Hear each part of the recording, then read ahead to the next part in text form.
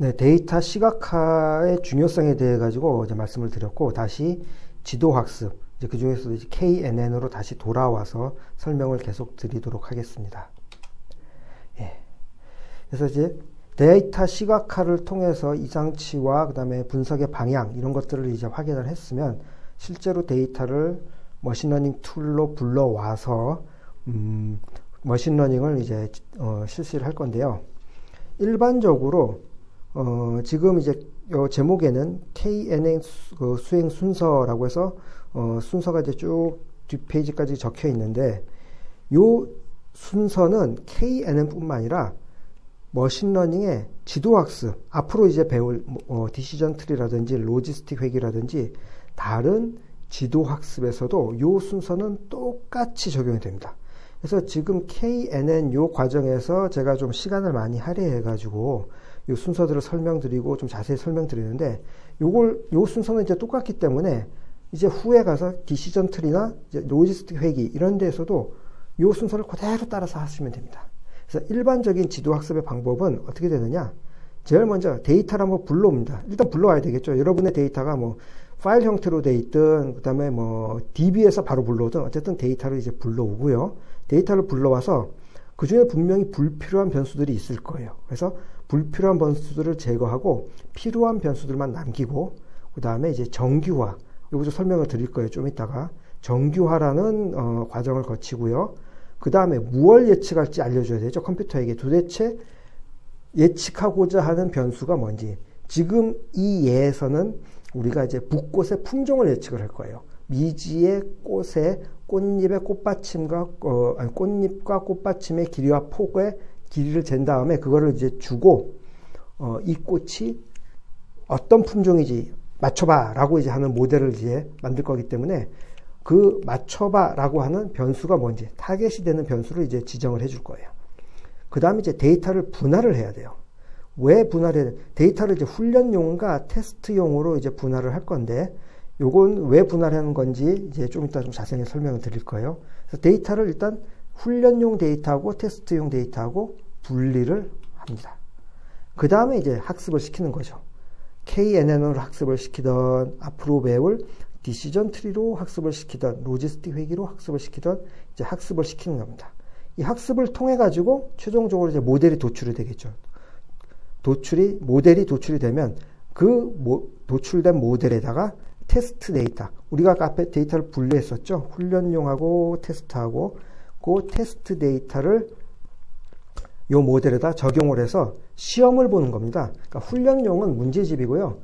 컴퓨터에게 훈련용 데이터를 컴퓨터에게 주고 공부를 시키는 거죠. 공부를 시키고 한번 네가 공부를 해봐. 그 다음에 테스트용 데이터를 주고 시험을 뭐 얼마나 너의 그 예측력이 좋은지 한번 시험을 보겠어 하고 이제 시험을 보는 거죠. 이 훈련용 데이터하고 테스트용 데이터하고 이제 분할하는 이유가 이제 이건데, 만약에 이거 사람하고도 똑같죠. 학생들한테도 문제집을 주는데 문제 100문제를 주면서 이 100문제를 공부를 해 라고 한 다음에 시험을 볼 때 그 100문제 중에서 한 10문제를 추려서 시험을 보게 되면 대부분의 학생들이 굉장히 시험을 잘 볼 거예요. 문제를 다 맞출 거예요. 공부한 100문제 중에 시험 볼 때 문제가 10문제가 나오니까. 그럼 굉장히 성적이 좋겠죠? 그러면은 만약에 우리가 원하는 거는 그런 게 아니라 미지의 아주 일반화된 모델을 만들어서 어떠한 모르는 데이터를 딱 줘도 이거 컴퓨터가 그 예측하는 모델이 그 예측력이 좋기를 바라는 건데, 이렇게 훈련용하고 테스트용을 분리하지 않고 그냥 모든 데이터를 갖고 훈련용으로 훈련한 다음에 그 다음에 거기서 시험 문제를 보게 되면 굉장히 예측력이 좋게 되고, 만약에 그리고 다른 미지의 데이터를 주게 되면 예측력이 굉장히 떨어지는 그러한 모델을 만들게 되겠죠. 그래서 훈련용과 테스트용하고 데이터를 분할하는 겁니다. 문제집과 그 다음에 시험 볼 문제를 따로 분리를 해서, 그래서 테스트 데이터를 가지고 시험을 봐서 그 모델의 그 예측력을 이제 평가를 하게 되는 거죠. 네. 그래서 이러한 방법으로 우리가 이제 일반적인 지도학습의 개념은 이 순서대로 간다고 보십니다. 데이터를 읽어오고 변수를 정리를 하고요. 그 다음에 맞춰야 될 변수가 뭔지 목표가 되는 변수를 지정해주고 데이터를 훈련용과 테스트용으로 구분을 해주고 그 다음에 학습을 하고 시험을 보고 그래서 결과를 우리가 이제 평가를 하게 되는 그런 식으로 됩니다. 이제 글로 써 있는 걸 보면은 바로 한눈에 이제 들어오지 않을 테니 실제로 한번 이 과정을 한번 실습을 통해서 직접 해보시면은 요 이제 과정들이 어떤 의미인지 이해가 되실 거기 때문에 저희가 이제 실제 래피드 마이너를 가지고 한번 데이터 분석을 한번 해보도록 하겠습니다. 그래서 이제 요 장표에 보여지는 요 내용이 앞으로 우리가 지금 만들 래피드 마이너로 만들 KNN 모델의 최종 산출물입니다. 그래서 앞서 설명드린 글로 설명드린 그 내용들 여기 들어가 있어요. read CSV 데이터를 불러옵니다. 그 다음에 불필요한 변수는 제거하고요. 필요한 변수만 선택할게요. 라고 한 다음에 정규화 시킨다 그랬죠. 노멀라이저 시키고요. 그 다음에 타겟 변수 지정하고요. 데이터를 분리할 거예요. 스플릿 데이터. 그래서 훈련용은 일로 와서 학습을 할 거예요. 여기 죄송합니다. 훈련용 데이터는 일로 와서 학습을 할 거예요. 그 다음에 검증용 데이터는 일로 와서 학습된 모델을 여기로 집어넣어서 시험을 볼 거예요.